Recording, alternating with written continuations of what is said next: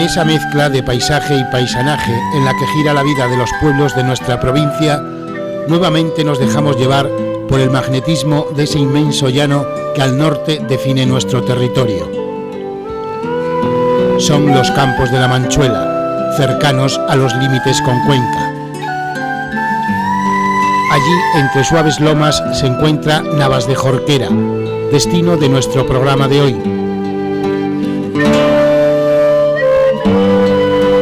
Situada a 36 kilómetros de Albacete, Navas de Jorquera es una pequeña población que, como su apellido indica, perteneció y fue aldea de la villa de Jorquera, formando parte de aquel histórico territorio llamado Estado de Jorquera, que perteneció al Marquesado de Villena. Durante 5 siglos, desde el 14 hasta el 19, este pequeño núcleo de población estuvo bajo el dominio de este linaje que en época de los Reyes Católicos no se redujo a la corona. Con la abolición de los señoríos en el siglo XIX y la creación en 1833 de la provincia de Albacete, todas las aldeas del estado de Jorquera adquirieron definitivamente su independencia, comenzando a organizarse municipios autónomos, entre ellos el de Navas de Jorquera, que formó parte del partido judicial de Casasibáñez.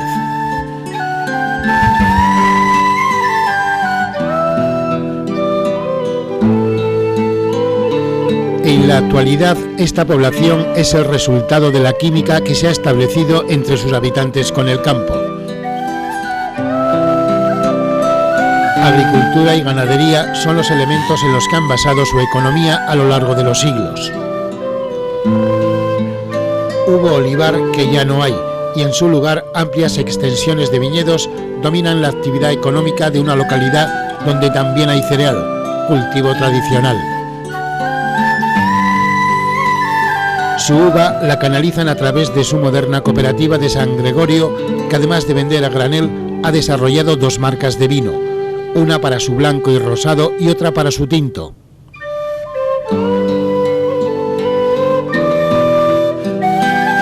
Complementando a este sector, se han ido acomodando y desarrollando pequeñas industrias en torno a la cría de conejos, de la que existen 4 explotaciones, las mismas que se dedican al cultivo de champiñones, que por aquí también proliferan.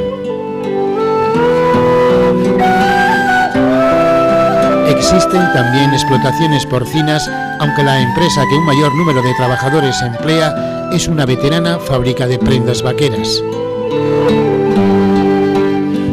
Albacete para todos.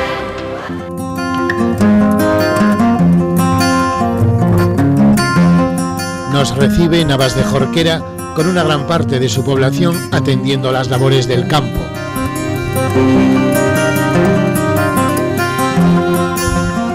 Suavemente mecida en la llanura, se levanta agradecida por esos rayos de sol que no la dejan a la intemperie de esos vientos gélidos que a veces trae el llano.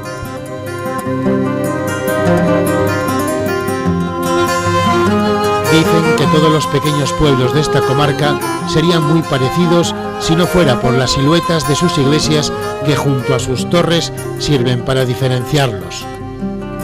Y no les falta razón. La de Navas de Jorquera, aparte de su sugestiva y altiva presencia, sirve para indicar ese centro neurálgico alrededor del cual transcurre la vida de este pueblo.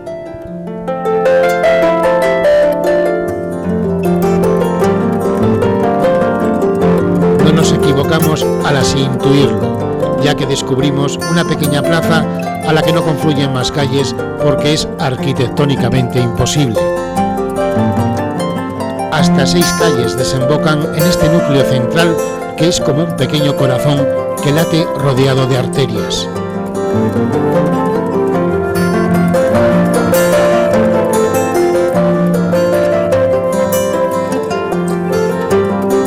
Sus calles dibujan un pueblo eminentemente rural, con ese peculiar tono blanco y pulcro de los pueblos bien barridos y mejor encalados.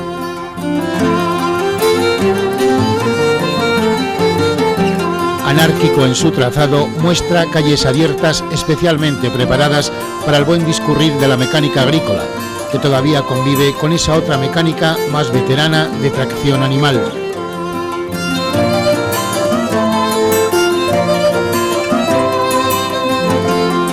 pueblo austero y tranquilo. Sus gentes han diseñado ese hogar casi perfecto para la convivencia, donde todo el mundo o casi todo el mundo se conoce.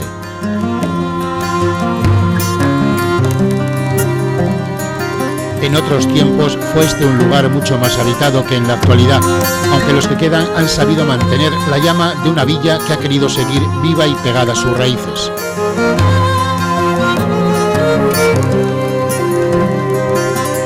Aquí, como en algunos otros pueblos, existe el llamado empleo cero.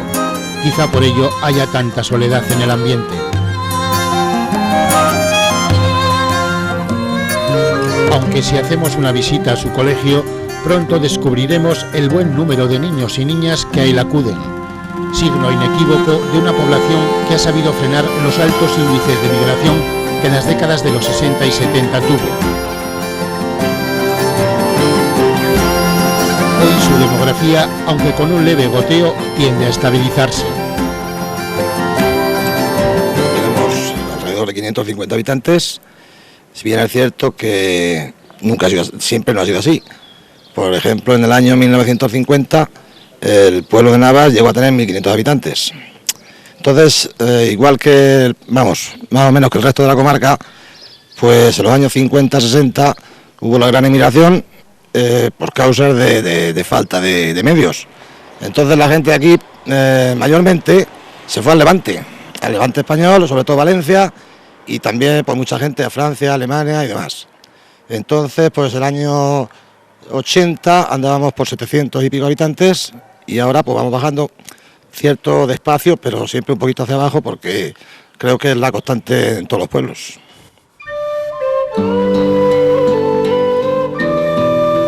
El signo más evidente de que esta localidad tuvo una historia y un lejano pasado lo representa su iglesia parroquial de San Gregorio. Construida a finales del siglo XVI, su altura no guarda proporción con su longitud. Ello ha sido debido a que esta iglesia era más larga, con una cabecera que en su momento se vino abajo, que no se reconstruyó y que en su lugar se cubrió con una construcción de urgencia que tapó el amplio boquete, dejando la iglesia prácticamente a la mitad. Es un estilo, una construcción maciza, fuerte, como se ve en las paredes, como se ve en la torre, que es quizá algo significativo de la iglesia, que por otra parte se ve de cualquier punto. Lo primero que llama la atención es la magnitud y la proporción de la torre, que luego contrasta con las medidas de la iglesia en sí. Vemos que es un tanto desproporcionada la altura con las demás dimensiones de longitud y demás. Y es que en realidad era el doble, pero en su tiempo, hace muchos años que la gente no recuerda, pero comenta, hubo un desprendimiento de parte de la iglesia que fue prácticamente la mitad. Ante ese acontecimiento, ¿qué hacer? Se reconstruyó, pero en realidad se dejó en la mitad de la dimensión. Prueba de ello es que de todos los contrafuertes que hay, solamente se ven dos, cuando en realidad podría continuar enclavados en esa misma dimensión exterior. Sin embargo, no quedan más que estos dos contrafuertes. El estilo exterior es sobrio, la torre particularmente, sobre todo, se ve que es de sillería, que le da reciedumbre y fortaleza a la misma torre. El resto es de mampostería, que le da un aire especial, rústico. Una vez que hemos conocido características de esta iglesia exteriormente, entremos en su interior. ¿Qué es lo que nos vamos a encontrar? En su interior, lo primero que llama la atención es la desproporción que hay entre altura y longitud, por lo que hemos indicado antes. Además, a primera vista se ve como la construcción del ábside es totalmente distinto, porque son ladrillos que hacen un estilo un tanto chocante con el resto. El estilo, ya vemos que es la cubierta o la bóveda es de medio cañón y es sencilla, con decoraciones, pinturas de estilo más bien levantino, que por esta zona se estila bastante, como decoraciones, figurando pues figuras imaginativas, no son con cosas muy concretas, flores y ramos y demás. A los lados de la iglesia hay 3 o 4 capillas, pero en una de ellas nos encontramos con algo que nos sorprende, porque son 2 santos mártires que aquí despiertan una gran devoción, patronos o abogados contra la hernia. Uno de ellos es obispo, San Eleuterio, y el otro, San Liberato, fue monje abad de un monasterio. Los 2 fueron traídos por el año 1665 por la mediación de un obispo que entonces estaba en Roma, y se trataba de don Benito Sánchez de Herrera, que fue obispo en Bari, y por la mediación, que era natural de aquí de Navas, por su mediación se pudieron traer estos 2 santos, no la imagen en sí, porque la imagen es relativamente reciente, moderna, pero sí se trajeron las reliquias que contienen en el pecho de cada uno de los santos.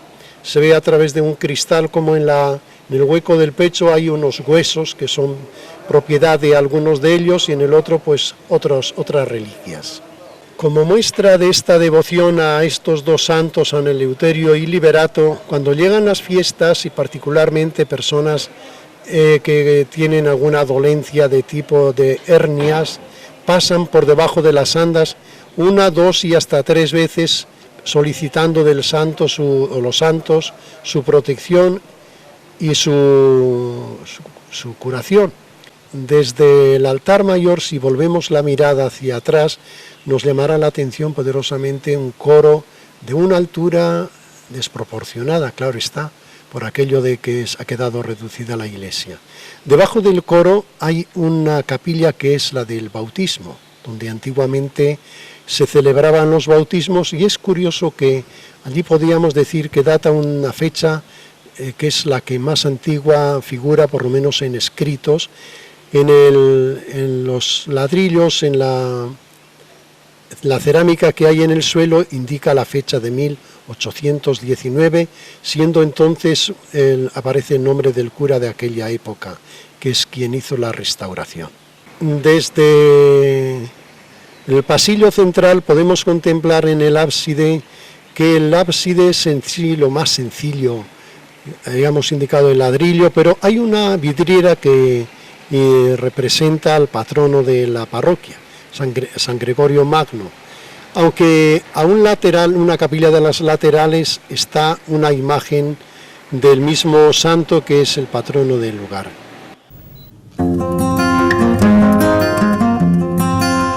Dejamos atrás esas piedras con toda su carga histórica para adentrarnos por los caminos de su gastronomía.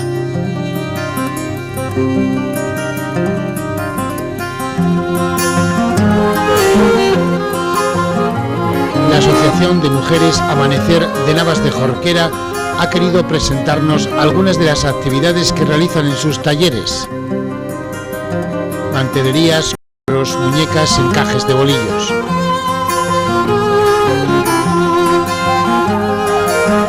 Además de esta muestra de su buen hacer artesanal y sus ganas por generar nuevos proyectos, nos van a deleitar con una receta de su amplia propuesta gastronómica.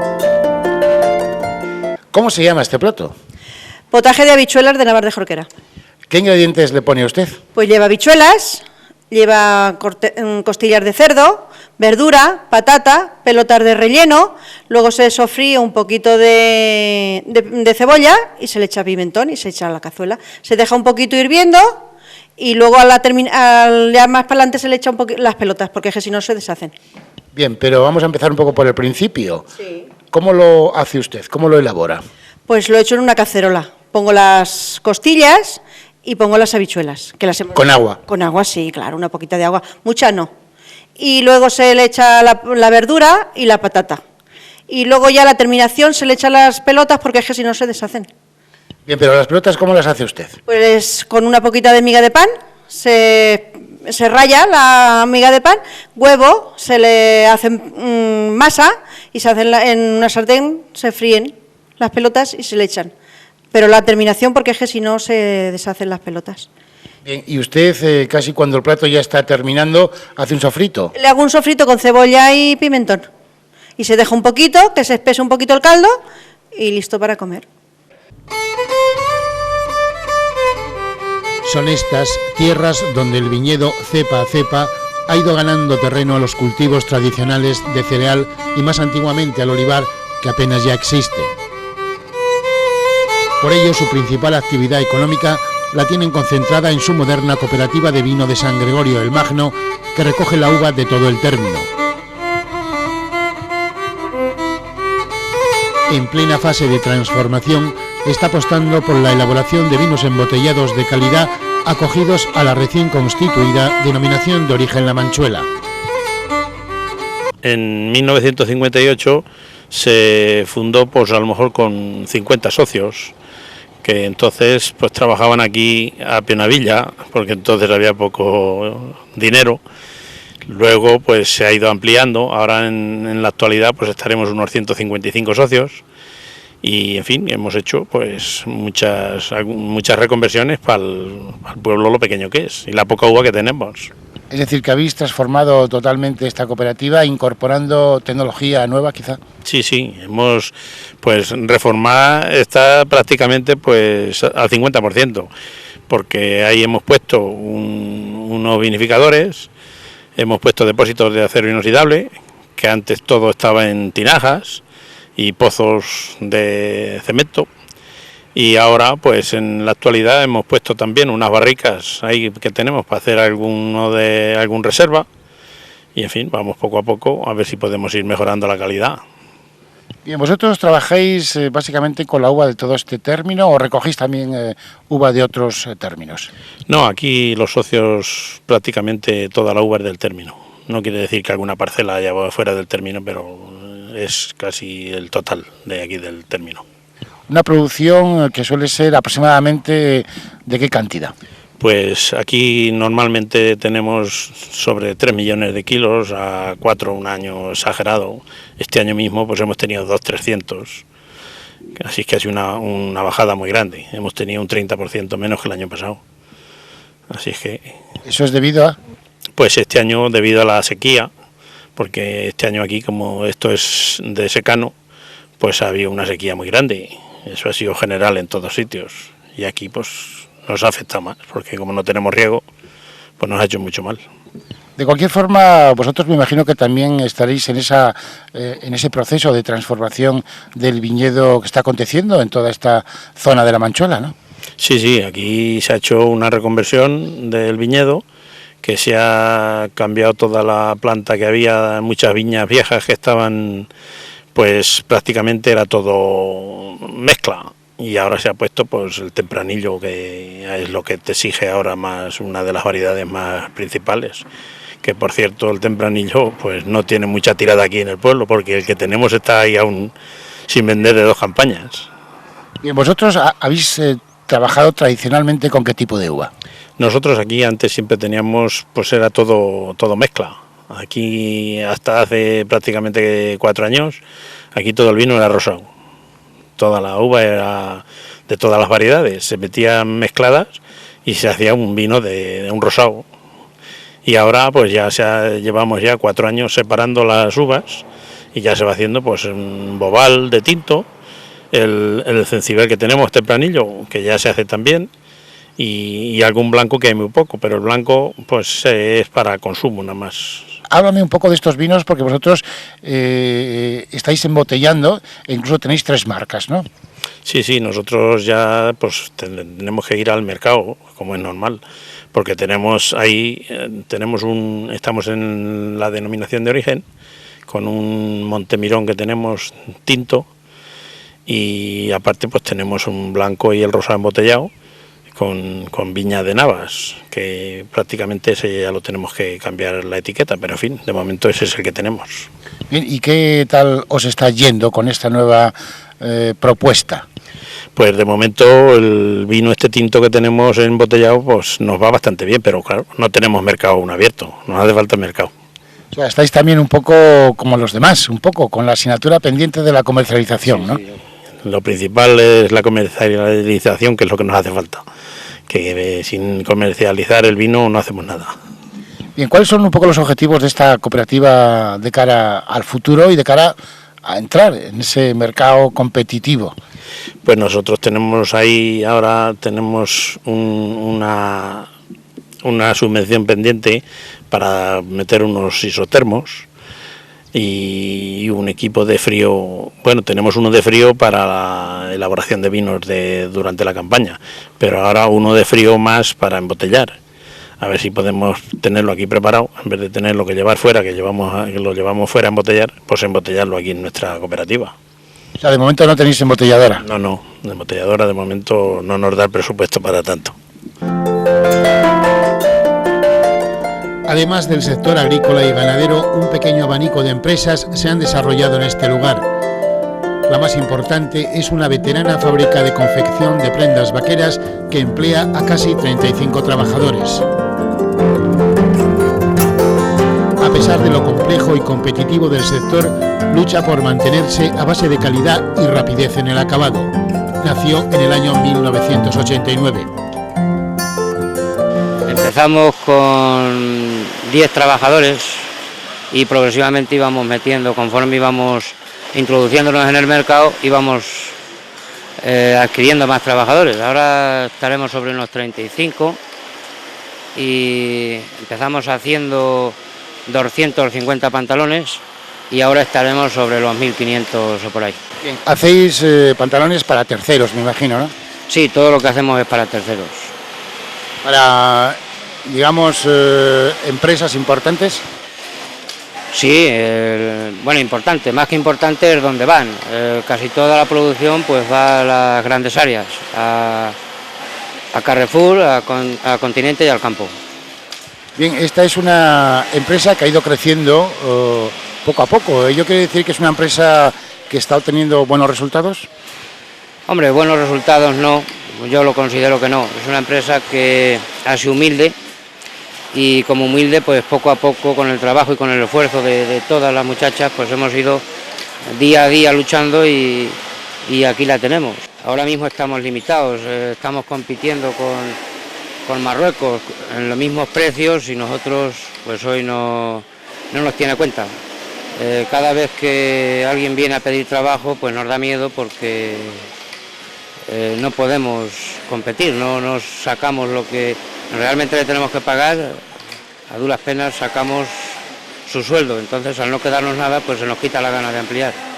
Lo que pasa es que la producción nacional pues está yendo a eso, a Marruecos, a los países del este y con esos precios nosotros no podemos competir. A nosotros los pedidos grandes, los pedidos que tienen tiempo, como estamos compitiendo con precio, eso será a países así como Marruecos o otros países. Portugal, pero Portugal ya se está equiparando mucho a España y ya prácticamente estamos iguales. Antes iba a Portugal mucho. Entonces nosotros, gracias a la maquinaria que tenemos, que somos capaces ahora de producir con la misma máquina como 3 veces antes y hacerlo rápido. Hacerlo rápido, nos entra el tejido hoy y en menos de una semana tienen que estar las prendas en los centros. Entonces gracias a eso estamos subsistiendo, pero eso nos lleva a que gran parte del año pues no tenemos trabajo. No hay una continuidad.